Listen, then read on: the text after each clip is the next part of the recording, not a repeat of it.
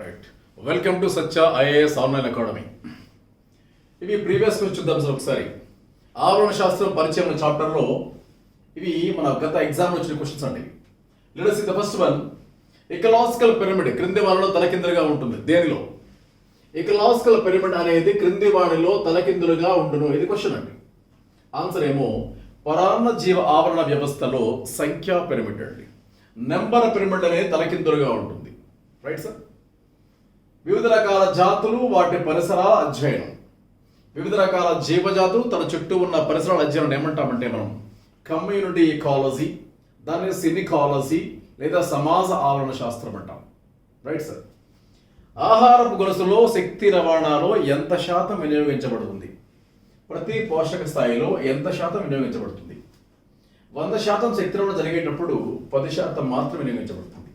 దీన్నే మనం లెండ్మన్ ఫార్ములా అంటాం, లెండ్మన్ రూల్ అంటాం సార్. అంటే ఆహారపు గొలుసులో శక్తి రవాణా జరిగేటప్పుడు ఎంత శాతం వినియోగించబడుతుంది? 10%. ఇలా ఈ విధమైన ప్రీవియస్ క్వశ్చన్స్ అన్ని మనకి ఇవ్వడం జరిగింది సార్. వీటి గురించి మనం టాపిక్ ఎక్స్ప్లెయిన్ చేద్దాం. Right sir.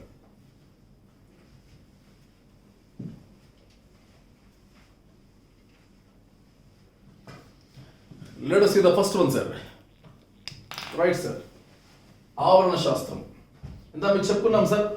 ఆవరణ శాస్త్రం అనే పదాన్ని ప్రవేశపెట్టినది రీటర్ అండి. చెప్పుకున్నాం సార్. కొన్ని పెట్టి చూడండి సార్. రీటర్ అనే శాస్త్రవేత్త ఆవరణ శాస్త్రం పదాన్ని ప్రవేశపెట్టాడు. ఆవరణ శాస్త్ర పితామహుడు ఎవరండి? ప్రపంచ ఆవరణ శాస్త్ర పితామహుడు ఓడం. భారతదేశ ఆవరణ శాస్త్ర పితామహుడు మిశ్రా. ఇవన్నీ ఇంపార్టెంట్ సార్. ప్రపంచ పర్యావరణ దినోత్సవం June 5 సార్. June 5 important. సరే, మరి ఆవరణ శాస్త్రంలో ఆవరణ శాస్త్రం డెఫినేషన్ చెప్పుకున్నాం సార్. జీవులు తన చుట్టూ ఉన్న పరిసరాల అధ్యయనం. జీవులు తన చుట్టూ ఉన్న పరిసరాల అధ్యయనం. దీన్ని పర్యావరణ శాస్త్రం అంటాం సార్. పర్యావరణ శాస్త్రం. జీవులు తన చుట్టూ ఉన్న పరిసరాల అధ్యయనం. Simple definition sir. ఇక్కడ ఇందాక మీకు చెప్పుకున్నాం. ఇకాలజీ అనేది గ్రీకు భాషా పదం. ఎన్విరాన్మెంట్ అనేది ఫ్రెంచ్ భాషా పదం. ఎన్విరాన్ అనగా చుట్టూ ఆవరించుకుని ఉన్న అని అర్థం సార్. Right sir. సరే సార్. మరి ఇకాలజీ లేదా ఎన్విరాన్మెంట్ మనం ఫస్ట్ పార్ట్ చూద్దాం సార్.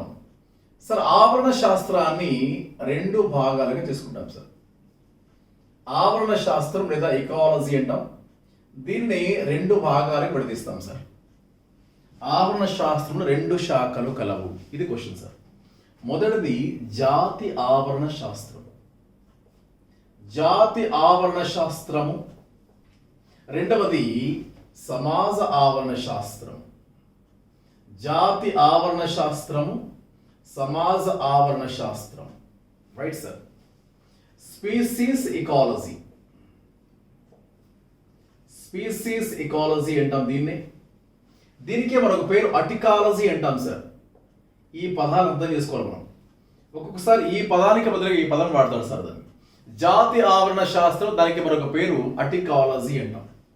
సమాజ ఆవరణ శాస్త్రము, దీనికే మరొక పేరు కమ్యూనిటీ ఇకాలజీ సార్. దీనికే మరొక పేరు సినికాలజీ అంటాం సార్. అందుకే అటికాలజీ మరియు సినికాలజీ అని 2 శాఖలు కలవు. అంటే ఆవరణ శాస్త్రంలో ప్రధానంగా 2 శాఖలు కలవు. మొదటిది అటికాలజీ, రెండవది సినికాలజీ అంటాం సార్. Clear sir. అటికాలజీ అంటే ఏంటి మరి? సాధారణంగా చూడండి. అటికాలజీ అంటే ఒక జాతి జీవులు వాటి పరస్పర చర్యలు తన చుట్టూ ఉన్న పరిసరాలతో సంబంధాన్ని ఏర్పరచుకోవడం. సరే, ఒక జాతి జీవులు వాటి పరిసరాల మధ్య అధ్యయనం, దాన్ని ఏమంటామంటే జాతి ఆవరణ శాస్త్రం అంటాం సార్. చాలా చాలా ఇంపార్టెంట్ సార్ అది. సరే, ఒక జాతి జీవులు మాకు చెప్పాము ఇందాక. జాతి అనగా ఏం చెప్పాము మనం? ఒకే రకమైన లక్షణాలు కలిగిన ఒక సముదాయం. తమలో తాము ప్రత్యుత్పత్తి జరపగల జీవులు సముదాయం. తమలో తాము ప్రత్యుత్పత్తి జరుపుకోగలగాలి. ఒకే రకమైన లక్షణాలు కలిగి ఉండాలి సార్. అలాంటి జీవుల్ని జాతి అంటాము. జాతి అనే పదాన్ని ప్రవేశపెట్టిన శాస్త్రవేత్త టాన్స్లే అని చెప్పాము ఇందాక. Right sir. సరే, ఇక్కడ ఒక జాతి జీవులు తన చుట్టూ ఉన్న పరిసరాలతో మమేకం కావడం, దాన్ని ఏమన్నాం సార్? జాతి ఆవరణ శాస్త్రం. సో ఒక జాతి జీవులు అంటే చెప్పాము. ఫర్ ఎగ్జాంపుల్ పులి జాతి సార్, పులి జాతి తన చుట్టూ ఉన్న పరిసరాలు ఇలా చెప్పవచ్చు కదా, సింపుల్. సార్ మన సమాజ ఆవరణ శాస్త్రం సార్, సార్ ఏం లేదు సార్, సింపుల్ సార్. మనం ఉంటున్న ఒక గ్రామం సార్, చూడండి, ఒక దశాబ్దాలుగా ఉంటున్న ఒక గ్రామం, ఎప్పటి నుంచో ఉన్న, ఫర్ ఎగ్జాంపుల్ 30 ఏళ్ళు అనుకుంటే అందులో 37 దశాబ్దాలుగా ఉంటున్న గ్రామంలో మనుషులు ఉంటారు, కోళ్ళు ఉంటాయి, విలేజ్లో కుక్కలు ఉంటాయి, పందుల పెంపకం ఉంటుంది, పశువుల పెంపకం ఉంటుంది, రకరకాల జీవజాతులు ఒక గ్రామంలో ఉండట్లేదా?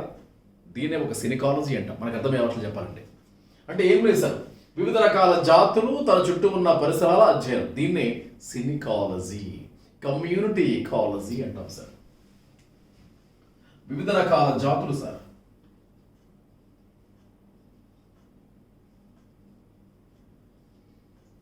వివిధ రకాల జాతులు వాటి పరిసరాల అధ్యయనం.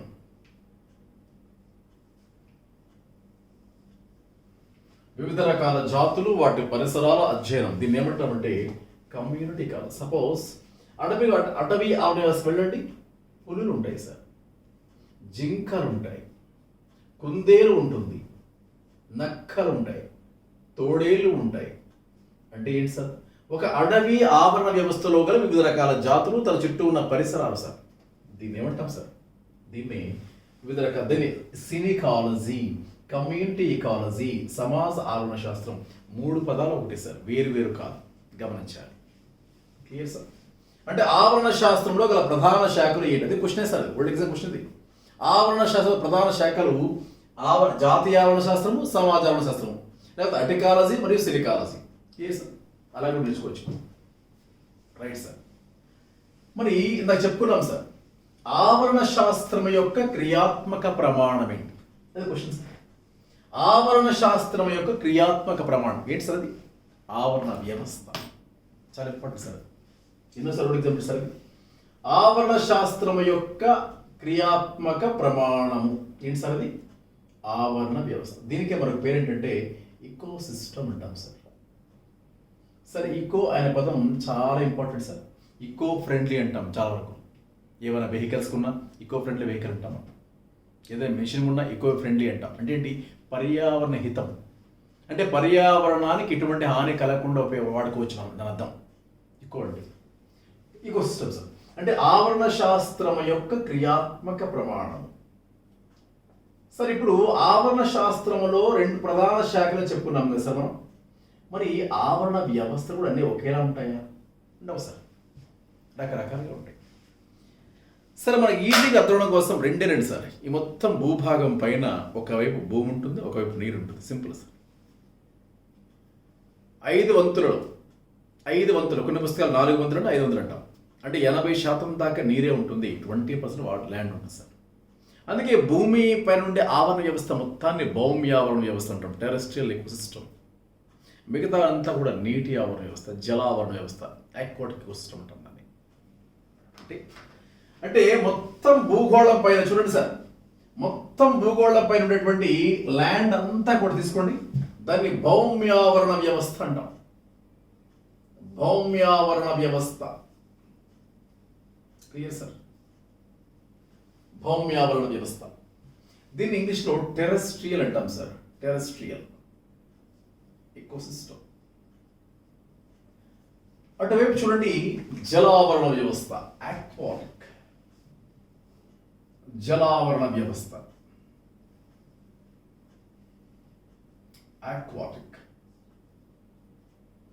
ఆక్వాటిక్ ఎకోసిస్టమ్ ఇలా చెప్పుకుంటాం సార్. Clear sir? సార్, భౌమ్యావరణ వ్యవస్థ అంటే భూమిపై గల వివిధ రకాల ప్రదేశాలు సార్. రాజస్థాన్ తీసుకుంటే మనకి ఏం గుర్తొస్తుందండి? ఎడారి. జమ్మూ కాశ్మీర్ వెళ్ళండి, హిమాలయ ప్రాంతాలు. మరి వెస్ట్ బెంగాల్కు సుందర్బన్ డెల్టా విని ఉంటారు మీరు, అదొక ప్రాంతం. అయితే భూమిపై కేవలం భూమిపై పొడి ప్రాంతాలు మాత్రమే ఉండే ఆవరణ వ్యవస్థలు ఎన్నో ఉంటాయి సార్. అందులో కొన్ని చూడండి. అందులో కొన్ని, మొదటిది అటవీ ఆవరణ వ్యవస్థ.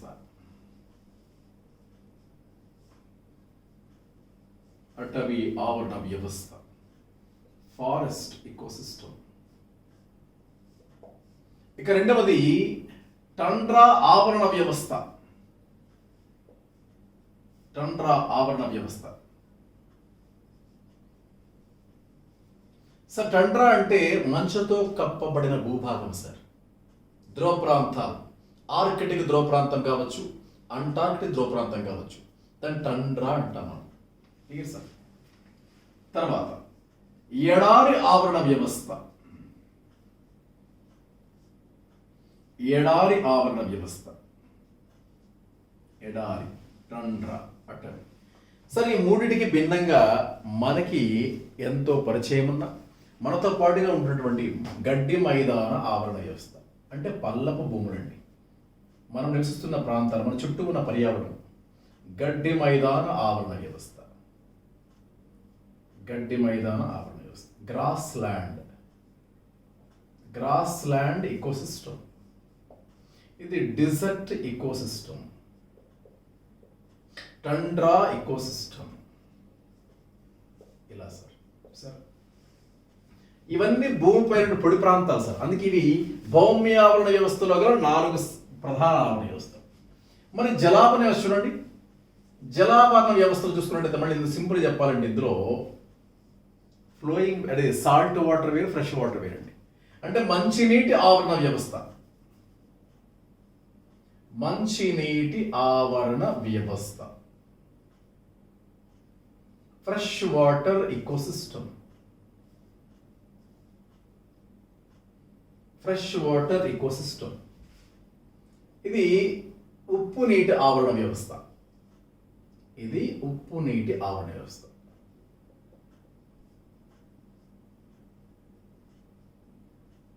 అంటే salt water aquatic system. aquatic system. Right sir. Sir మంచినీటిలో మళ్ళీ ఇక్కడ ఒకటి చెప్పొచ్చండి. స్థిరంగా ఉండే నీటి వ్యవస్థలు అంటాం, ప్రవహించిన వ్యవస్థ అంటాం. స్థిర నీటి వ్యవస్థలండి.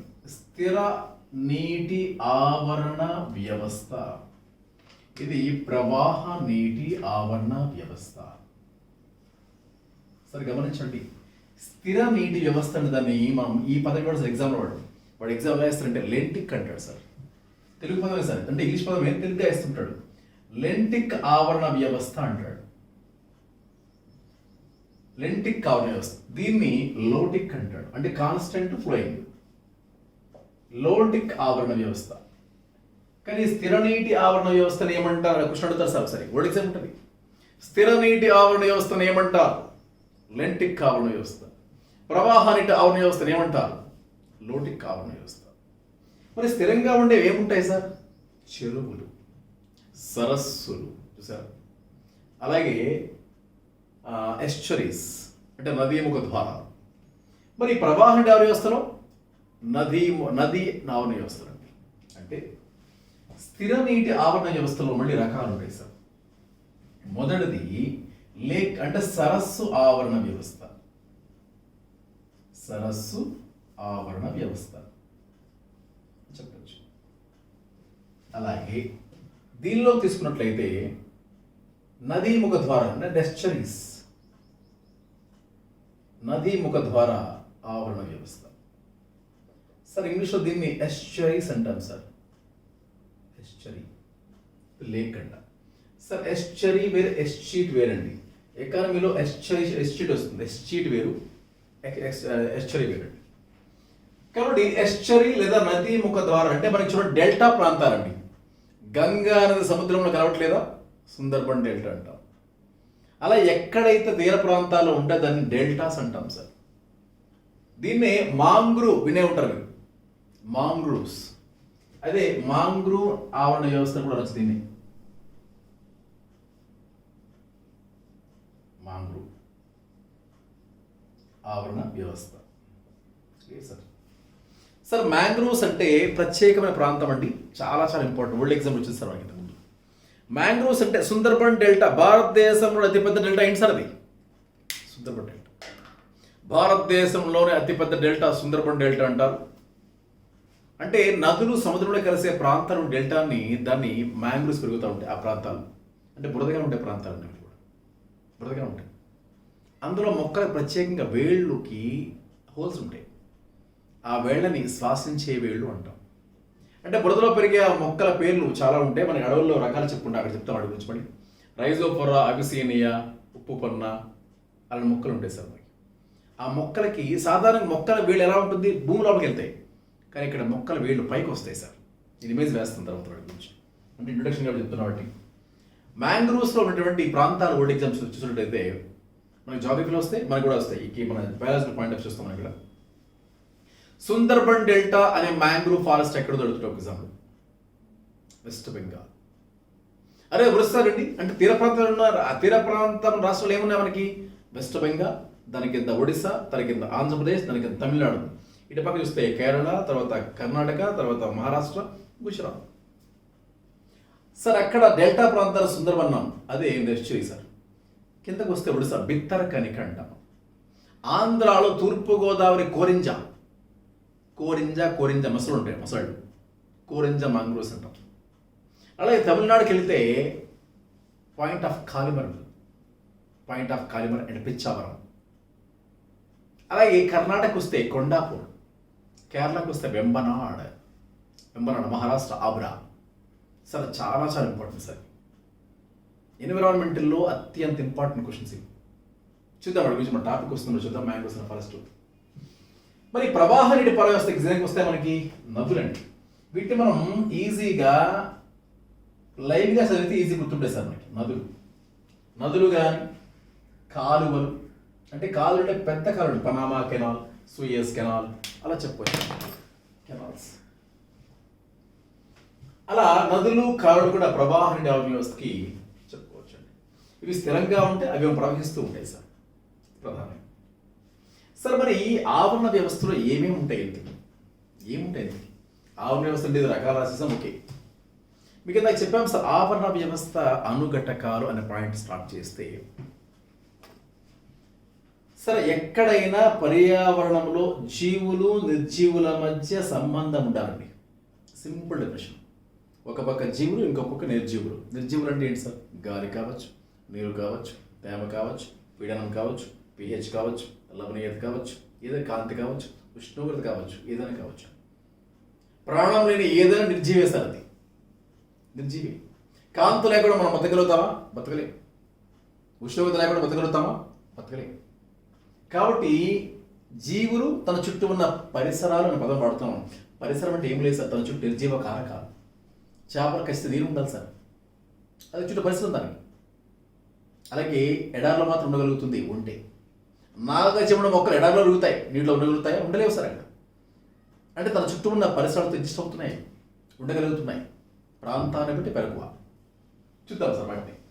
అంటే ఆవరణ వ్యవస్థలో ప్రధానంగా 2 అనుఘటకాలు ఉంటాయి, ఈకోసిస్టమ్ కాంపోనెంట్స్. ఆవరణ వ్యవస్థ 2 అనుఘటకాలు ఉంటాయి. ఆ 2 అనుఘటకాలు ఏంటంటే, మొదటిది జీవ అనుఘటకాలు, రెండవది నిర్జీవ అనుఘటకాలు. నిర్జీవ అనుఘటకాలు 2 రకాలు ఉంటాయి మళ్ళీ. భౌతిక అనుఘటకాలు, రసాయనిక అనుఘటకాలు. సరే, భౌతిక అనుఘటకాలు అంటే కాంతి, ఉష్ణోగ్రత, తేమ ఇవన్నీ వస్తాయి. అలాగే నీరు కూడా భౌతికమే. అదే రసాయనిక అనుకోండి, రసాయనిక తీసుకున్నట్టు లవణీయత అంటే సెలినిటీ అంటారు. ఇవన్నీ రసాయనిక అనుఘటకాలు అంటాం సార్ వాటిని మనం. Clear sir? pH వాల్యూ కూడా. సరే, మరి ఆవరణ వ్యవస్థలో నిర్జీవ అనుఘటకాలు, సజీవ అనుఘటకాలు చాలా చాలా ఇంపార్టెంట్. చూడండి సార్, ఇది ఆవరణ వ్యవస్థ.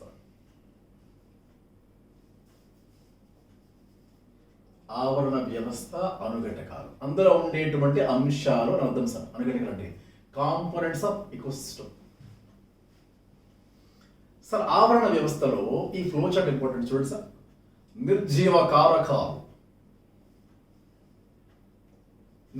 కారకాలు, ecosystem sir, ecosystem and components. దీన్ని ఏబయోటిక్ ఫ్యాక్టర్స్,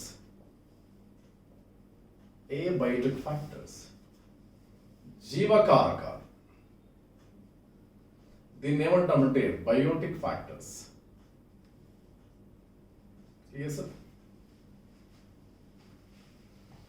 సరే, ఏ బయోటిక్ ఫ్యాక్టర్స్ నిర్జీవ కారకాలలో మళ్ళీ భౌతిక కారకాలు ఉంటాయి సార్. భౌతిక కారకాలు, ఫిజికల్ ఫ్యాక్టర్స్ అండ్ రసాయనిక కారకాలు.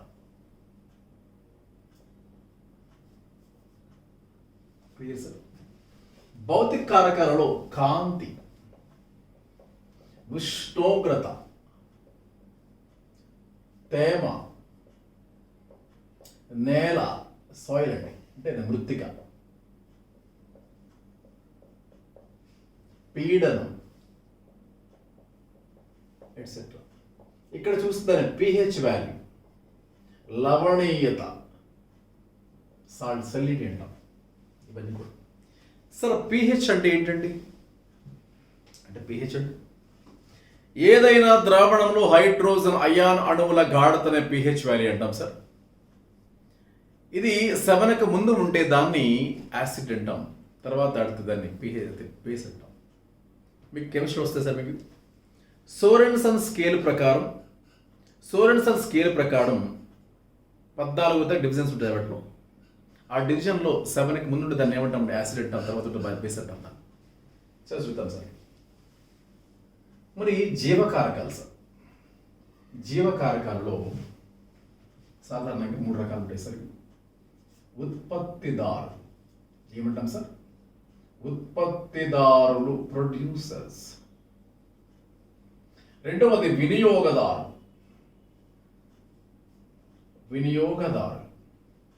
మూడవది విచ్ఛిన్నకారులు. దీనికే మరొక పేరు సూక్ష్మ వినియోగదారు.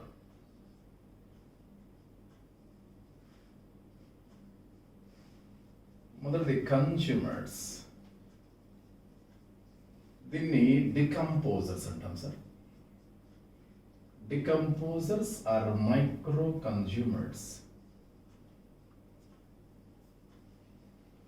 సార్, ఇది ఉత్పత్తిదారులు, వినియోగదారుడు, విచ్ఛిన్నకారుడు. దానికే మన సూక్ష్మ వినియోగదారుడు అంటాం సార్.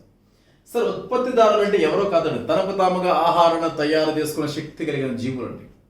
మొక్కలు అంటే గ్రీన్ ప్లాంట్స్, ఆకుపచ్చని మొక్కలు కావచ్చు, ఆకుపచ్చని శైవలాలు కావచ్చు, కొన్ని బ్లూ గ్రీన్ ఆల్గే నీలాకుపచ్చ శైవలాలు కావచ్చు, అంటే కొన్ని బ్యాక్టీరియా ఉంటాయి మళ్ళీ, అంటే ఫోటిక్ బ్యాక్టీరియా అంటే ఆహారాన్ని తయారు స్వయం పోషక బ్యాక్టీరియాలు కావచ్చు. ఇవన్నీ కూడా దేనికి వస్తాయంటే ఉత్పత్తి, అంటే మొక్కలు మరియు శైవలాలు మరియు కాంతి స్వయం పోషక బ్యాక్టీరియా, 3 వస్తాయి సార్. అంటే అంటే తమంతట తాముగా ఆహారాన్ని తయారు చేసుకుంటాయి ఉత్పత్తిదారు. అలా మొక్కలను నేరుగా తినేవి మళ్ళీ వినియోగదారులు రకాలు ఉంటాయి సార్. మళ్ళీ మొక్కలను నేరుగా తినే వాటిని ఏమంటామంటే వాటిని ప్రాథమిక వినియోగదారు. ఎగ్జాంపుల్ కుందేలు, ఎగ్జాంపుల్ మిడత, ఎగ్జాంపుల్ ఆవు, ఎగ్జాంపుల్ గొర్రె, ఎగ్జాంపుల్ జింక. అలాగే డయాటమ్స్, క్రస్టేషియన్స్. డయాటమ్స్ అనేవి మొక్కలే మళ్ళీ శైవలాలు వస్తాయి. క్రస్టేషన్స్ వాటిని డయాటమ్స్ తింటాయి కంటే క్రస్టేషన్స్ అనేవి ప్రాథమిక వినియోగదారు. అంటే ఉత్పత్తిదారులు స్వయంగా నేరుగా తినే వాటిని ప్రాథమిక వినియోగదారులు అండి. సరే, మరి ప్రాథమిక వినియోగదారులను తీసుకునేవి ద్వితీయ వినియోగదారులు. మొక్కలు తినేటువంటి కీటకం ఉంది కదా, అది ప్రాథమిక వినియోగదారి. దాన్ని తినే కప్ప ఉంది కదా, అది ద్వితీయ వినియోగదారి. మరి ఆ కప్పను తినేది ఎవరు? పాము కదా, అది తృతీయ వినియోగదారి. ఆ పాము తినేది ఎవరు? గద్ద కదా, చతుర్థ వినియోగదారి. వీటిని శిఖర వినియోగదారులు అంటాం, చతుర్థల శిఖర. అంటే వినియోగదారులో 2 ఉండొచ్చు, 3 ఉండొచ్చు, 4 ఉండొచ్చు. సాధారణంగా 4 వరకు ఉంటాయి. ప్రాథమిక వినియోగదారులు, ద్వితీయ వినియోగదారులు, తృతీయ వినియోగదారులు, శిఖర వినియోగదారులు, చతుర్థ వినియోగదారులు అంటాం. ఎప్పుడైతే తన జీవితకాలం పూర్తి అయిపోతుందో, మనిషి ఉన్నాడు సార్, 70 ఏళ్ళు ఉండొచ్చు, 80 ఉండొచ్చు, 100 ఉండొచ్చు. ఒక జీవితకాలం చనిపోయిన తర్వాత కొంతమంది పూడ్చిపెడతారు, కొంతమంది కాలుస్తారు, కొంతమంది దగ్ధనం చేస్తారు. పూడ్చిపెట్టిన తర్వాత ఆ జీవి యొక్క శరీరాన్ని ఆ మృతికలో ఉన్నటువంటి సూక్ష్మజీవులు తింటేవాడు. అందులో ఉన్న ఖనిజ మూలకాలు మృతికలు కనిపిస్తాయి. ఆ మృతిలో దాన్ని హ్యూమస్ అంటాం, సేంద్రియ పదార్థం. ఆ హ్యూమస్ని మళ్ళీ మొక్కలు వాడుకుంటాయి. మరి టాపిక్ ఉంది, బయోజియో సైకిల్స్ అంటాం. బయోజియో కెమికల్ సైకిల్స్, జీవ బోరసంక్రియ. అంటే నీరు సముద్రంలో డెవలప్ అవ్వట్లేదా? సముద్రం నీరు ఆవిరైపోతుంది, మళ్ళీ ఈ వాతావరణంకి వెళ్తుంది. అది మళ్ళీ సాంద్రీకరణ చెంది వర్ష బిందులో పడుతుంది. ఆ బిందులో పడి ఏర్పడుతుంది. అంటే వాటర్ మళ్ళీ ఒక సైకిల్ అండి. దీన్ని నీటి వలయం అంటాం. సల్ఫర్ వలయం ఉంది, ఫాస్ఫరస్ వలయం ఉంది, మనకి ఆక్సిజన్ వలయం ఉంది, కార్బన్ వలయం ఉంది. చెప్దాం వాటికి చిన్న చిన్న సింపుల్గా ఉంటాయి అవి కూడా, చిన్న అన్ని సర్కిల్స్ అన్ని ఉంటాయి సింపుల్గా. ఠీకే సార్. మరి ఇక్కడ వినియోగదారులు ఎందుకు చెప్పుకున్నామంటే ఆహారపు గొలుసులు అనే టాపిక్లో చాలా ఇంపార్టెంట్. ఓల్డ్ ఎగ్జాంపుల్ సార్ మీకు కూడా. సార్ ఉత్పత్తిదారులు అనే టాపిక్ అంటే ఇందులో ఎగ్జాంపుల్ ఏమొస్తాయంటే మనకి మొక్కలు సార్, మొక్కలు, అలాగే శైవలాలు, ఆకుపచ్చ శైవలాలు, అలాగే స్వయం పోషిత బ్యాక్టీరియా, స్వయం పోషిత బ్యాక్టీరియా. ఇక రెండవది వినియోగదారులు. వినియోగదారులు మళ్ళీ చెప్పాం సార్ మనకి ప్రాథమిక వినియోగదారులు, ద్వితీయ వినియోగదారులు, తృతీయ వినియోగదారులు, చతుర్థ వినియోగదారుడు లేదా శిఖర వినియోగదారుడు. సరే, ప్రాథమిక వినియోగదారులు అంటే ఉత్పత్తిదారుల పైన ప్రత్యక్షంగా ఆధారపడతాయి, డైరెక్ట్గా ఆధారపడతాయి. ప్రాథమిక వినియోగదారులకు ఉదాహరణ ఏంటంటే ఎగ్జాంపుల్ మిడత, అలాగే నాకు చెప్పుడు క్రస్టేషియన్స్,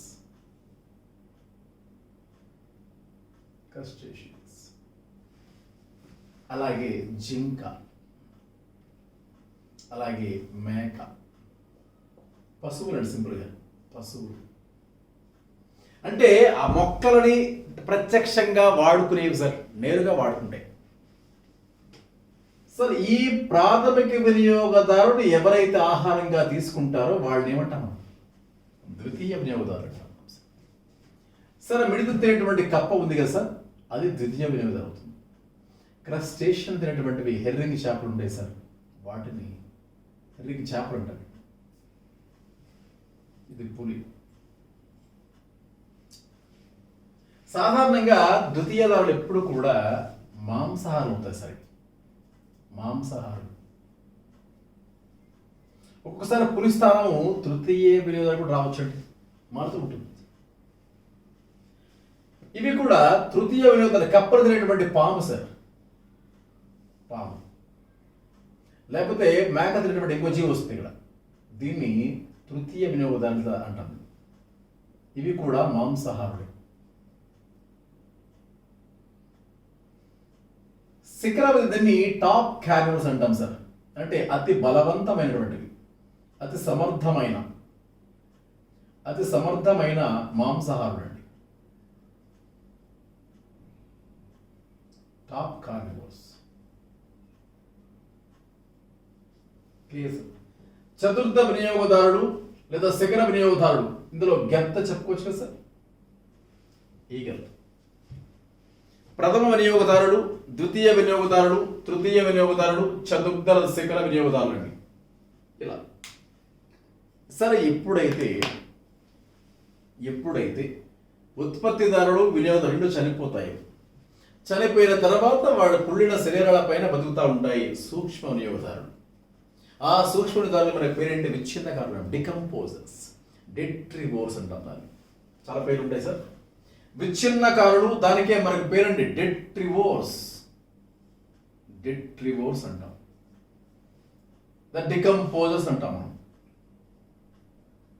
డికంపోజర్స్ పేరు ఉంది, డీకంపోజ్ తీసేయండి, ముక్కలు విచ్ఛిన్నం చేయడం. సరే, ఇక్కడ చూడండి, విచ్ఛిన్నకారులు తన సూక్ష్మ వినియోగదారులు అంటాం. ఉదాహరణకి శిలీంధ్రాలు అండి, కొన్ని రకాల బ్యాక్టీరియాలు.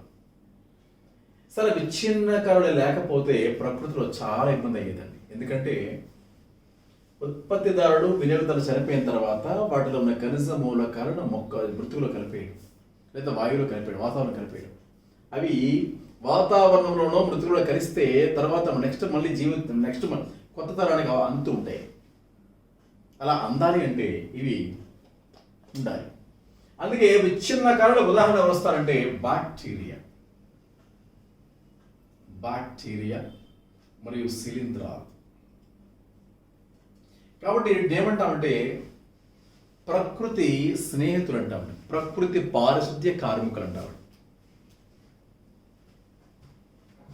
Scavengers of nature. Scavengers of nature, ప్రకృతి పారిశుద్ధ్య కార్మికులు అంటే తెలుగులో చెప్పాలంటే ప్రకృతి పారిశుద్ధ్య కార్మికులు.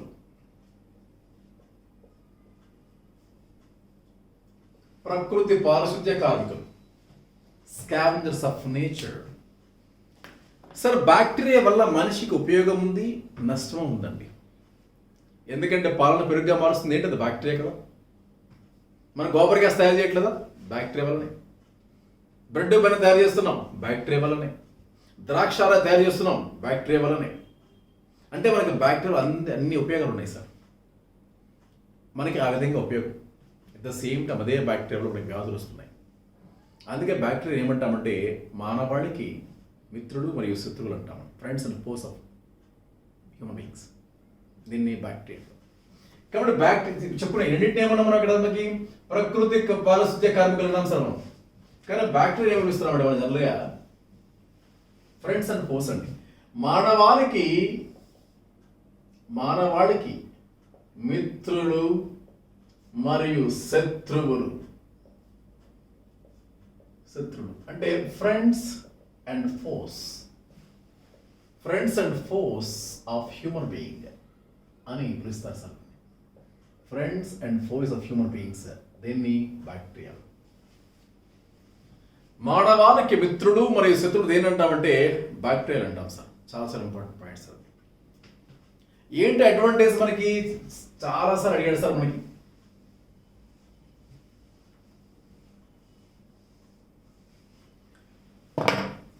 ఇక్కడ మనం చూడండి, ద్రాక్ష సారాయి తయారీకి ఉపయోగపడుతుంది బ్యాక్టీరియా. అలాగే గోబర్ గ్యాస్ వినే ఉంటారు మీరు, ఆవు పేడ. మనకి ఎన్విరాన్మెంటల్ సైన్స్ లో సేంద్రియ వ్యవసాయం అంటాం, ఆర్గానిక్ ఫార్మింగ్. అది వస్తుంది మళ్ళీ పాయింట్ రిపీట్ అవుతుంది ఇక్కడ. గోబర్ గ్యాస్ లేదా బయోగ్యాస్, గోబర్ గ్యాస్ లేదా బయోగ్యాస్ తయారీ. Clear sir. ద్రాక్ష సారాయి తయారీ, గోబర్ గ్యాస్ తయారీ. అంతెందుకు సార్, ఇడ్లీ దోశ తయారు చేస్తుంటాం మనం, ఇడ్లీ దోశ తయారీ. అలాగే మనం బేకరీలో బేకర్స్ ఈస్ట్ అంటాం సార్. బేకరీ ఉత్పత్తులు అయినటువంటి బ్రెడ్, బెన్ను తయారీ, బిస్కెట్స్ తయారీ. అన్నిటికంటే ముఖ్యం పాలు పెరుగుగా మారట.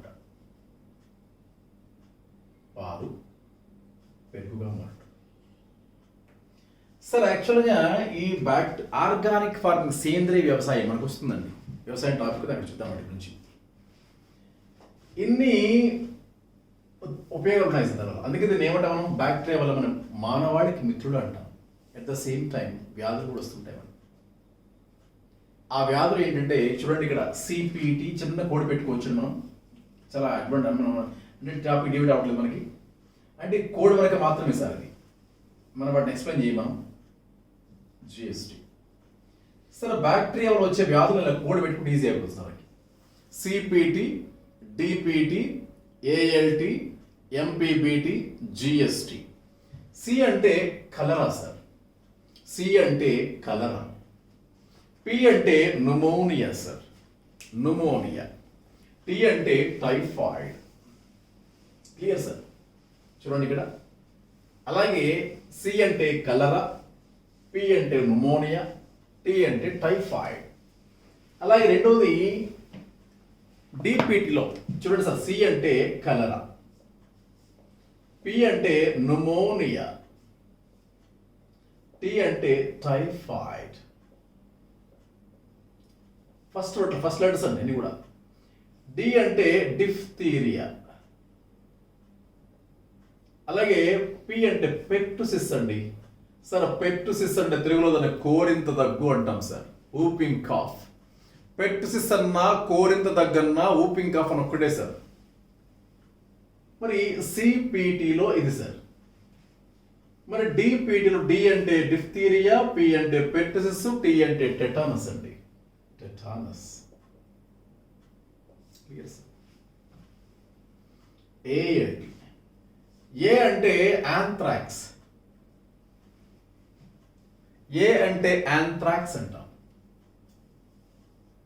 ఎల్ అంటే లెప్రసీ. సార్ లెప్రసీ అంటే కుష్టు అంటాం సార్. టీ అంటే ట్యూబర్క్యులోసిస్. ట్యూబర్క్యులోసిస్. ఎంపీబీటీ సార్. ఎంపీబీటీ. ఎం అంటే మెనింజైటిస్. మెదడు పైన ఉన్న పొరలు వాచిపోతాయి సార్. మెనింజైటిస్. పి అంటే ప్లేగు సార్. బి అంటే బొట్యులిజం. చివరిగా జిఎస్టి అండి. Gonorrhoea, syphilis and trachoma. Gonorrhoea, syphilis, trachoma. Sir ఇలా మనం వ్యాధుల గురించి ఎక్స్ప్లెయిన్ చేయట్లేదండి, కోడ్ మాత్రమే. ఎందుకంటే బ్యాక్టీరియాను మానవాళికి మిత్రుడు అన్నందుకు ఉపయోగాలు చెప్పాం, శత్రువు అన్నందుకు వ్యాధులు చెప్పాం. కాబట్టి ఇలా ఈ కోడ్ గుర్తుపెట్టుకుంటే మీకు ఈజీ గుర్తుండదనే ఉద్దేశంతో ఈ కోడ్ ప్రయోగం చేసాం మనం. ఆ కోడ్ ఏంటంటే CPT, DPT, ALT, MPBT, GST sir. C for cholera, P for pneumonia, T for typhoid, D for diphtheria, P for pertussis, T for tetanus, A for anthrax, L for leprosy, T for tuberculosis, M for meningitis, P for plague, BT for botulism. బొట్యులిజానికి మనకు పేరు ఏంటంటే food poisoning అంటాం దాన్ని. Food poison పేరు వస్తుంది, news paper వస్తుంది కొద్దిగా వేడనేది. బొట్యులిజానికి మనకు పేరు ఏంటంటే ఫుడ్ పాయిజనింగ్ అంటాం సార్. జిఎస్టి అంటే జి అంటే గనేరియా, ఎస్ అంటే సిఫిలిస్. ఈ రెండు కూడా లైంగిక వ్యాధులు అండి, సెక్షువల్ డిసీజెస్. టీ అంటే ట్రకోమా, కంటికి సంబంధించిన వ్యాధుని. సో ఇలా మనకి బ్యాక్టీరియాకి సంబంధించి వ్యాధులు కోడ్ పెట్టుకోవచ్చు అండి. ఎందుకంటే వ్యాధులు లేకుండా పేరు ఖచ్చితంగా బిట్లు పేపర్ ఉండదండి, ఖచ్చితంగా బిట్స్ ఉంటాయి అందులో. Right sir. మరి ఇక్కడ మనకి ఆవరణ వ్యవస్థలో ఉత్పత్తిదారులు, వినియోగదారులు అండ్ విచ్ఛిన్నకారులు అనే 3 పేర్లు చెప్పుకున్నాం సార్. విచ్ఛిన్నకారులకు ఉదాహరణ శిలీంధ్రాలు చెప్పుకున్నాం. శిలీంధ్రాలను ఏమన్నామంటే మనం సాధారణంగా ప్రకృతి పారిశుద్ధ్య కార్మికులు, స్కావెంజర్స్ ఆఫ్ నేచర్ అంటాము. కాకిని కూడా లైక్ చెప్పుకుంటాం మనం. కాకిని కూడా ప్రకృతి పారిశుద్ధ్య కార్మికులు అంటాం మనం. Crow is called as scavengers of nature, scavenger of nature అంటాం. Clear sir. సార్ మరి ఇప్పుడు చెప్పుకున్నట్టుగా ఈ వినియోగదారు పాయింట్ ఉంది కదా సార్, ఆహార గొలుసు అనే కాన్సెప్ట్ ఇక్కడ కొద్దిగా డీటెయిల్గా చెప్పాల్సి ఉంటుంది సార్. మనం ఆహారపు గొలుసు, ఆహారపు గొలుసు, ఫుడ్ చైన్. Right sir. వివిధ పోషక స్థాయిల మధ్య ఆహార రవాణాను ఏమంటామంటే ఆహారపు గొలుసు అంటాం సార్. ఒక పోషక స్థాయి నుంచి ఇంకొక పోషక స్థాయికి ఆహారం రవాణా కావడం, పోషకాల రవాణా కావడం. అయితే ఆహారపు గొలుసులో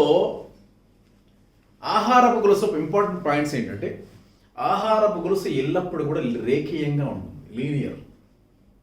ఆహారపు గొలుసులో శక్తి ఎడమ నుంచి కుడివైపుకి వెళ్తుందండి, ఇదొక పాయింట్. అంటే శక్తి రవాణా ఎడమ వైపు నుంచి కుడివైపు ప్రయాణిస్తుంది, ఫస్ట్ సెకండ్ పాయింట్. ఇక మూడోది ఏంటంటే ఆహారపు గొలుసులో శక్తి అనేది సాధారణంగా ఆహారపు గొలుసులో ఎడమ నుంచి కుడికి వెళ్ళేటప్పుడు శక్తి తగ్గిపోతుంటుందండి. 100% శక్తి తీసుకున్నప్పుడు 90% మళ్ళీ బయటికి వెళ్ళిపోతుంది, అంటే వినియోగించబడదు. 10% మాత్రం వినియోగించబడుతుంది. దీన్నే లిండ్మన్ అనే శాస్త్రవేత్త కనుగొన్నాడు కాబట్టి దీన్ని లిండ్మన్ సూత్రం అంటాం, లిండ్మన్ ఫార్ములా అంటాం సార్. సార్ సమస్త జీవరాశి శక్తికి మూలాధారం ఎవరండి? సూర్యుడు. ఇది ఇంపార్టెంట్ పాయింట్. సమస్త జీవరాశి శక్తికి మూలాధారం సూర్యుడు సార్. ఆ సూర్యకాంతిని వాడుకుని మొక్కల ఆహారం తయారు చేసుకుంటే మొక్కలపై ఆధారపడి భూమిపైన సమస్త జీవరాశులు కూడా ఆధారపడుతూ ఉంటాయి. కాబట్టి మొట్టమొదటిగా బిట్ ఏంటంటే సమస్త జీవరాశికి శక్తికి మూలం అండి. శక్తికి మూలం ఎవరండి? సూర్యుడు. సార్ అయితే సూర్యకాంతిని వాడుకున్నటువంటివి, సూర్యకాంతిని నేరుగా వాడుకునేవి కేవలం మొక్కలు మాత్రమే. చూడండి సార్, బిట్ ఏంటంటే సమస్త జీవరాశికి శక్తికి మూలం సూర్యుడు. సూర్యకాంతి లేకపోతే ప్రపంచం ఏ వ్యక్తి ఏ జీవి కూడా ముందుకు వెళ్ళలేదండి. కాబట్టి సమస్త జీవరాశక్తికి మూలం. ఆహార పురుషులో మొత్తం 3 పాయింట్లు చెప్పాం సార్. మొదటిది రేఖీయంగా ఉండుట, లీనియర్ ఎక్స్ప్రెషన్.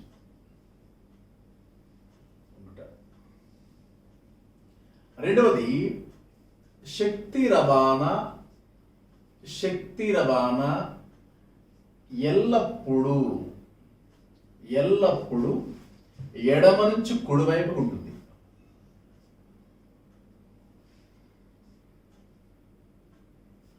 ఎడమ వైపు నుండి కుడివైపుకు ఉంటుంది.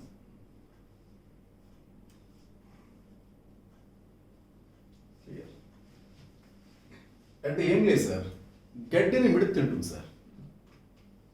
మిడతని కప్ప తింటుంది, కప్పను పాము తింటుంది. అలా కాకుండా పాముని కప్ప తింటుందా సార్? తినవు సార్. అంటే ఎడమ నుంచి కుడికి వెళ్తుంది తప్ప కుడి నుంచి ఎడమకి రాదండి. అంటే energy transfer always from left to right అండి. రైట్. తర్వాత శక్తి రవాణాలో అంటే ఆహారపు గొలుసులో శక్తి రవాణాలో 10% మాత్రమే వినియోగించబడుతుంది. 10% మాత్రమే వినియోగించబడుతుంది.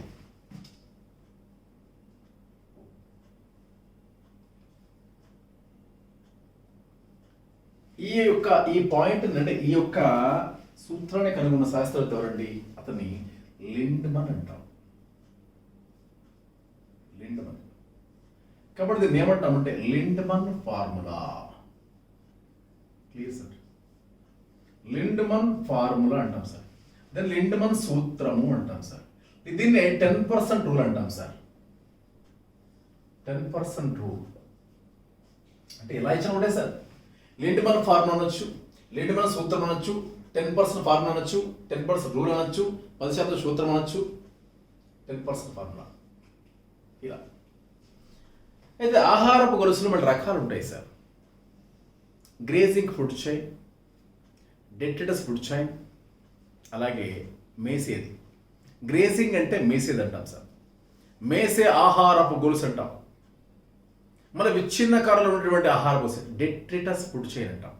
డెట్రిటస్. Clear sir?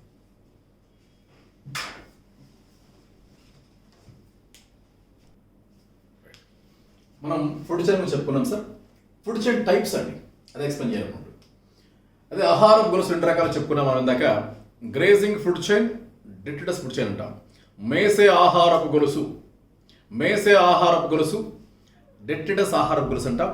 అలాగే పరాన్నజీవ ఆహార గొలుసు కూడా చెప్పుకోవచ్చు మనం. ఆహార గొలుసు సాధారణంగా 2 రకాలు చెప్పుకుంటాం. అదనంగా 3 ఏంటంటే పరాన్నజీవ ఆహార గొలుసు అండి. క్లియర్? ఆహారపు గొలుసులు రకాలు. Food chain types.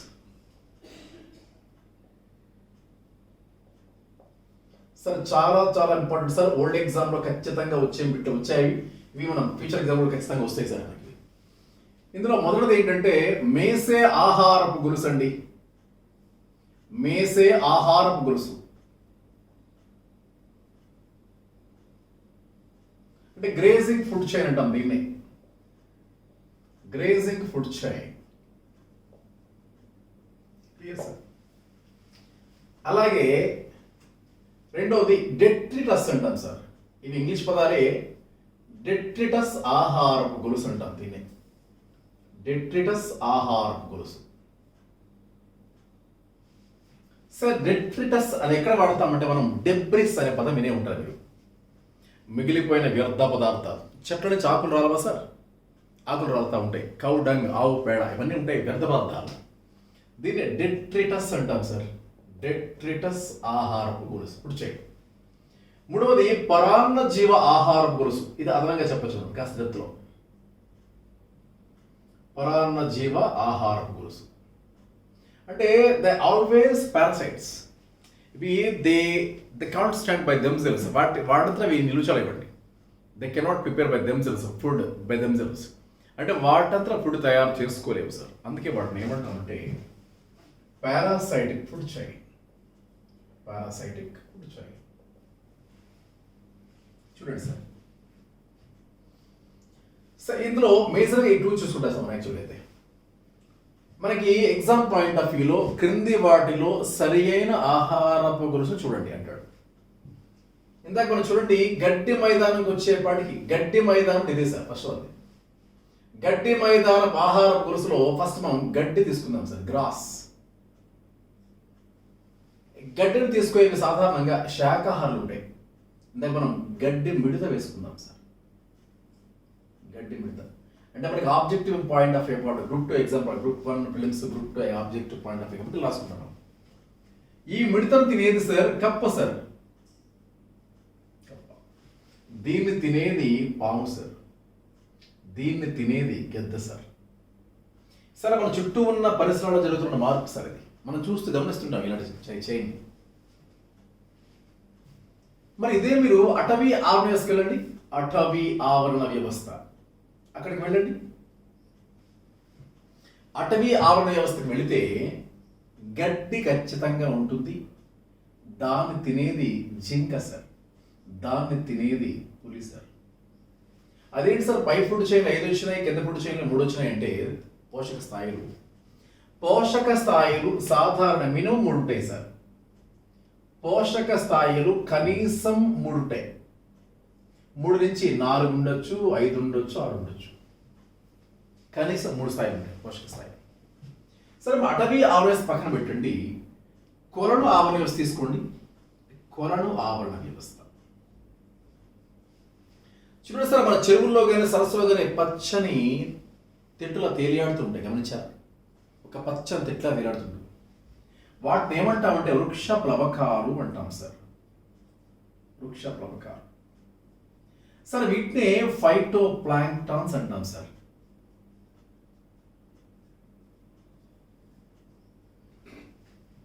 సార్ వృక్ష ప్లవకాలని మీరు గమనించారు, నీటిపైన తేలియాడుతూ పురుగులు ఉంటాయి, వాటిని జంతు ప్లవకాలు అంటాడు సార్. సార్ తెలుగు మీడియం వాళ్ళు కూడా ఈ పదాలకు ఒకసారి ఇవ్వడు సార్, వాడు ఈ పదాలు ఇవ్వడు సార్. వాడు ఫైటో ప్లాంక్టాన్స్ అని తెలుగు పదం ఇస్తాడు, వీటిని జూ ప్లాంక్టాన్స్ అంటాడు వాడు, జూ ప్లాంక్టాన్స్. స్మాల్ ఫిష్ అండి, ఆ ఈదేటువంటి ఆ వీటిని చిన్న చేపలు తింటాయి సార్. ఆ చిన్న చేపలు తినేవి పెద్ద చేపలు తింటాయి sir. Small fish, large fish, ఇది ఒక ఫుడ్ చైన్ సార్. గత ఎగ్జామ్లో చెప్పాను మీకు, ఫారెస్ట్ బీట్ ఆఫీసర్లో ఇచ్చినటువంటి బిట్ ఏంటంటే మీకు చెప్పాను సముద్రపు ఆవరణ వ్యవస్థ సార్, సముద్రపు నీటి ఆవరణ వ్యవస్థ. చూడండి సార్, డయాటమ్స్ సార్ బిట్ కూడా సార్ ఇది, డయాటమ్స్ చాలాసార్లు ఎగ్జామ్స్. సముద్రంపై తేలియాడే పచ్చిక బయళ్ళు, సముద్రంపై తేలియాడే పచ్చిక బయళ్ళను ఏమని పిలుస్తారు అని క్వశ్చన్ అండి. ఓషన్ ఉంటాయి సముద్రంలో, ఎక్కువగా కిరణజన్య సంయోక్రియ జరిపే ఇవే సార్ ఎక్కువగా, ఎందుకంటే ఆహారాన్ని తమకు తాముగా తయారు చేసుకునేవి ఇవే సార్, స్వయం పోషకాలు, ఉత్పత్తిదారు. సరే డయాటమ్స్ తినేవి క్రస్టేషియన్స్ అండి, మొలస్కాలో ఒక విభాగం సార్ ఇది, క్రస్టేషియన్ పురుగులు. ఈ క్రస్టేషియా పురుగులను తినేటువంటిది హెర్రింగ్ చేప. ఇదే ఫుడ్ చైన్ ఇచ్చాడు సార్. సరే ఫుడ్ చైన్లో 3-4 ఆప్షన్లు ఇస్తాడు, ఫ్లో చార్ట్స్. మీకు అడిగే క్వశ్చన్ విధానాల్లో ఇది ఇస్తారు సార్, క్రస్టేషియన్స్, హెర్రింగ్ చేప. తర్వాత ఇదే విధంగా మరికొన్ని ఆహారం చూద్దాం సార్ ఎలా ఉంటుందో. సార్ డెట్రిటస్ అని చెప్పాను కదా, ఇవన్నీ చెప్పుకున్నవన్నీ మేసే ఆహారం కోసం వచ్చండి. ఫర్ ఎగ్జాంపుల్ చూద్దాం సార్, డెట్రిటస్ అంటే లిట్టర్ అంటాం సార్. సార్ లిట్టర్ అంటే చెట్ల నుంచి రాలిన ఆకులు ఉంటాయి, చెట్ల నుంచి రాలిన కొమ్మలు ఉంటాయి, ఆవు పేడ ఉంటుంది, వ్యర్థాలు సార్. ఆ దాన్ని లిట్టర్ అంటాం సార్, వ్యర్థము అని అర్థం సార్, వ్యర్థ పదార్థాలు లిట్టర్. ఈ లిట్టర్ పైన చూడండి ఈగ లార్వాలు ఉంటాయి, మ్యాగెట్స్. ఈగ లార్వాని ఏమంటాం సార్ మనం? ఈగ లార్వా, దాని పేరు మ్యాగెట్. మ్యాగట్ ఉంటాయి. సరే ఈగ లార్వాలు తినేవి వానపాములు ఉంటాయి సార్, చిన్న చిన్న వానపాములు. ఈ వానపాములని గెద్దలు తింటాయి లేదా పురుగు పక్షులు తింటాయి. సింపుల్ పక్షి నుంచి దీన్ని పక్షి అంటే గెద్ద. చూసారా, దీన్ని డెట్రిటస్ ఫుడ్ చైన్ అంటాం దీన్ని. అంటే క్రింది వాటిలో డెట్రిటస్ ఫుడ్ చైన్కి ఉదాహరణ అడిగితే డెప్త్ క్వశ్చన్లో అంటే గ్రూప్ 2 పాయింట్ ఆఫ్ వ్యూ అడుగుతారు సార్. క్రింది వన్లో సరైన ఆహారం కోసం గుర్తించండి అన్నప్పుడు ఇలా స్ట్రైట్గా ఇవ్వకుండా ఒక్కోసారి మిస్టేక్ ఇస్తాం, నార్మల్ పెట్టించి ఏగారు ఇస్తాం, ఉల్టా ఇస్తూ ఉంటాడు. Clear sir. డెట్రిటస్ ఆహారపు గొలుసు చాలా చాలా ఇంపార్టెంట్ సార్. సార్ ఇదే కాకుండా మరి ఇప్పుడు ఫర్ ఎగ్జాంపుల్ సార్ లిట్టర్, ఈగ లార్వా, మోనపాము, పక్షి ఇలా మన ఆహార గొలుసు ఎన్నైతే రాసుకోవచ్చు. సార్ ఆహారపు గొలుసులో ప్రథమ స్థానం ఉండేది ఎవరండి? ఉత్పత్తిదారులు, స్వయం పోషకాలు అంటే మొక్కలు లేదా డయాటమ్స్ లేదా శైవలాలు. ఏది ఇచ్చిన ఆన్సర్ సార్ ఇక్కడ. ఆహారపు గొలుసులో ఎవరు ఉంటారు సార్? మరి ఆహారపు గొలుసు చివరి స్థానం ఎవరిదండి? చివరి స్థానము శిఖర మాంసాహారం. ఆహారం గొలుసులో టాప్ కార్నివోర్స్. సార్ ఆహారపు గొలుసులో అంతిమ స్థానం వీళ్ళది, ఆహారపు గొలుసులో మొదటి స్థానం వీళ్ళది. Clear sir. దీని తర్వాత నాకు చెప్పుకున్నాం సార్ ఆహారపు వల, ఆహారపు గొలుసు, ఆహారపు వల చెప్పుకున్నాం సార్. సార్ మరి ఆహారపు వల ఫుడ్ వెబ్ అంటాం దాన్ని. ఫుడ్ వెబ్ అండి. ఒక ఆహారపు గొలుసులో ఒక పోషక స్థాయి ఇంకొక ఆహారపు గొలుసులో పోషక స్థాయి యొక్క స్థానాన్ని ఆక్రమించడం. అంటే చూడండి సార్, ఇక్కడ ఈ పోషక స్థాయిలో గల ఈ కప్ప మిడతను తింటుంది సార్. వేరొక ఆహార గొలుసులో బల్లి దీన్ని తినేస్తుంది అవసరమైతే. ఈ ఆహార గొలుసులో మేకని వేరొక ఆహార గొలుసులో పులి తినేస్తుంది. అంటే ఏంటండి? ఆహారపు బల, ఆహారపు జాలకం. సరే ఆహారపు బల లేదా ఆహారపు జాలకం అనేది సాధారణ దేనిపై డిపెండ్ అవుతుందంటే చెప్పండి గారండి, ఒక ఆహారపు గొలుసులో ఒక పోషక స్థాయి వేరొక ఆహారపు గొలుసులో ఒక పోషక స్థాయి స్థానాన్ని ఆక్రమించుట. ఇదే డెఫినిషన్ సార్, స్థానాన్ని ఆక్రమించుట. Please sir. దీని ఆహారపు జాలకం లేదా ఆహారపు బల అంటాం. అంటే వివిధ రకాల ఆహారపు గొలుసుల్లో వివిధ రకాల పోషక స్థాయిల యొక్క మిక్సింగ్ అండి, మిశ్రమం. దీన్ని ఆహారపు బల అంటాం.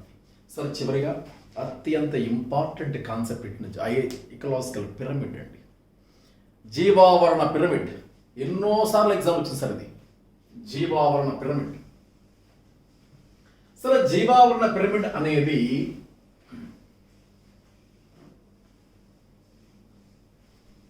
చూడండి సరే. సరే జీవావరణ పిరమిడ్ అనేది ఇకలాజికల్ పిరమిడ్ అంటాం సార్. ఇకలాజికల్ పిరమిడ్ అనే భావనను ప్రతిపాదించినది ఎవరు అని అడుగుతాడు సార్. చాలాసార్లు బిట్టిచ్చాడు, చాలా చాలా ఇంపార్టెంట్ సార్. Charles Elton.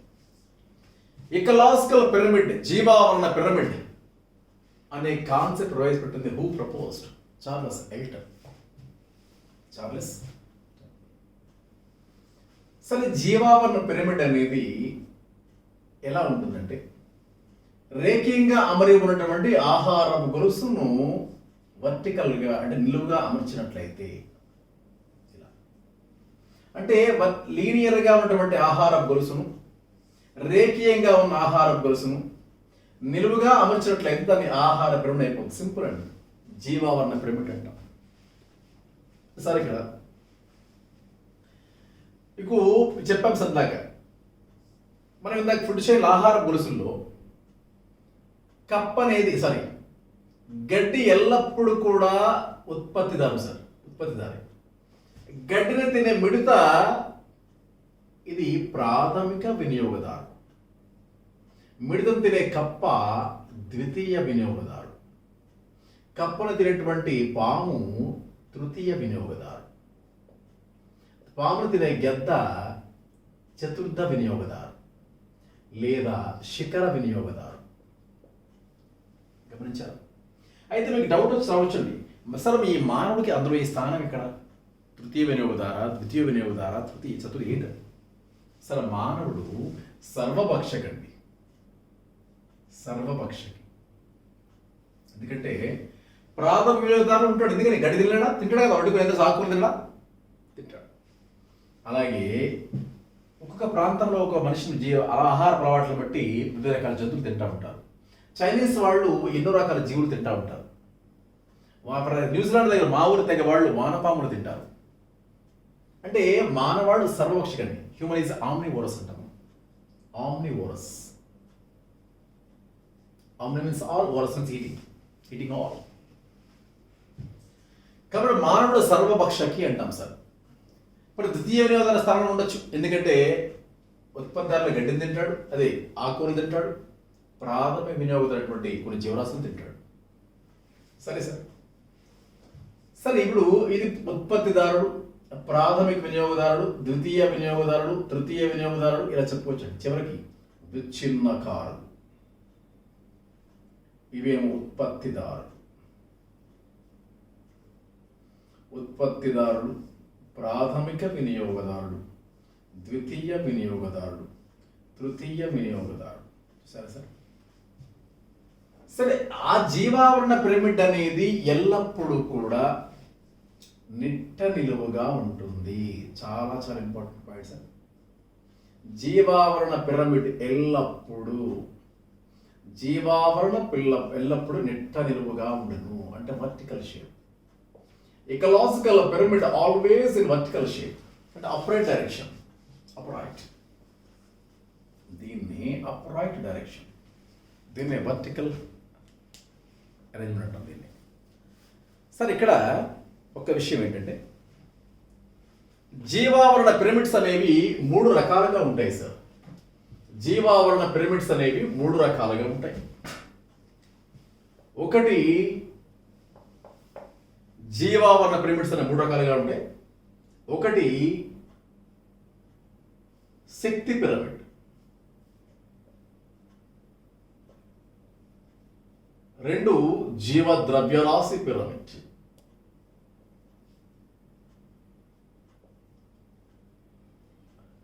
అలాగే సంఖ్యా పిరమిడ్. గమనించారు? శక్తి పిరమిడ్, జీవ ద్రవ్యరాశి పిరమిడ్, సంఖ్యా పిరమిడ్. సార్, శక్తి పిరమిడ్, అన్ని పిరమిడ్లు కూడా ఎల్లప్పుడూ ఎలా ఉంటాయి సార్? ఇవి నిట్టలుగా ఉంటాయి, వర్టికల్ ఇలాగే ఉంటాయి సార్. కానీ ఎక్సెప్షన్స్ ఉన్నాయి సార్ దానికి. ఎక్సెప్షన్స్ ఎక్కడంటే కొలను ఆవరణ వ్యవస్థలు, జీవ ద్రవ్యరాశి పిరమిడ్. చాలా చాలా చాలా ఇంపార్టెంట్ సార్. ప్రీవియస్ ఎగ్జామినేషన్లో ఈ 3 క్వశ్చన్లు వచ్చాయి. జీవ ద్రవ్యరాశి పిరమిడ్ మరియు పరాన్నజీవ ఆవరణ వ్యవస్థలు లేదా చెట్టు ఆవరణ వ్యవస్థలు. సంఖ్యా పిరమిడ్, ఈ 2 కూడా తలకిందులుగా ఉంటాయి. Clear sir? సార్, వాస్తవానికి ఇలా ఉండవలసిన పిరమిడ్ ఎలా వస్తుందంటే ఇలా వస్తుంది సార్. ఎందుకంటే సపోజ్ జీవ ద్రవ్యరాశి అంటే ఏం లేదండి, బరువు అండి. మనకు అర్థమయ్యే భాషలో బరువు అనుకోవచ్చు, కొద్ది గొప్ప స్లైట్ డిఫరెన్స్ ఇస్ దేర్. వృక్ష ప్లవకాలు ఉంటాయి సార్, జంతు ప్లవకాలు ఉంటాయి సార్. చిన్న చేప ఉంది సార్, పెద్ద చేప ఉంది, సపోజ్ అదే అనుకుందాం సార్. వృక్ష ప్లవకాల బరువు చూస్తే తక్కువే ఉంటాయి సార్. కొలను ఆవరణ వ్యవస్థ, వృక్ష ప్లవకాలు. దీని పైకి వెళ్ళండి, వీటికంటే బరువు ఎక్కువ ఉంటుంది. దీనికి వెళ్ళండి, చిన్న చేపలు ఎక్కువ ఉంటాయి, పెద్ద చేపలు షార్క్. ఈ పైకి వెళ్ళే కొద్ది బరువు పెరుగుతుందండి. జీవద్రవ్యరాశి కూడా బరువు అని కూడా ఇంచుమించుకు సమాన మీనింగ్ ఉంటుంది, కొద్ది తేడా ఉంటుంది. అంటే ఏంటి, పైకి వెళ్ళే కొలది దాని యొక్క పరిమాణం, దాని యొక్క బరువు ఎక్కువ అవుతూ ఉంటుంది. సాధారణంగా ఏంటి, పిరమిడ్ ఎల్లప్పుడు కింద స్థానం బేస్ ఎక్కువగా ఉంటుంది, శిఖరస్థానం వెడకు తగ్గిపోతూ ఉంటుంది. కానీ ఇక్కడ కరోనా ఆవరణ వ్యవస్థలో జీవద్రవ్యరాశి పిరమిడ్ ఎలా ఉంది సార్? తలకిందులుగా ఉంది, తలకిందులుగా ఉంది. అలాగే పరాన్న జీవ ఆవరణ వ్యవస్థ చూడండి సార్, పరాన్న జీవ ఆవరణ వ్యవస్థ చెట్టు అండి, ఒక్కటే చెట్టు ఉంటుందండి. చెట్టు పైన పక్షులు 10 ఉండొచ్చండి. పక్షుల పైన పేలు అంటే లైన్స్ 100 ఉండొచ్చండి. చెట్టు ఒక్కటే, వీడిపైన పక్షులు 10 ఉన్నాయి అనుకుందాం, వీడిపైన పేరు 100 ఉంటాయి ఒక్కొక్క పక్షిలో. అంటే నెంబర్ ఏదవుతుంది sir? When we goes up, when we go to up, మనం పైకి వెళ్ళే కొద్ది ఏమవుతుంది? When we go up the number will be increased. అంటే నెంబర్ పెరగట్లేదా? నెంబర్ పెరుగుతుంది సార్. కాబట్టి దీన్ని ఏమంటామంటే మనం సంఖ్యా పిరమిడ్ అనేది పరాన్న జీవ ఆవరణ వ్యవస్థలో తలకిందులుగా ఉంటుంది. చాలా ఇంపార్టెంట్ పాయింట్ సార్. ఈ 2 points old example sir, right sir.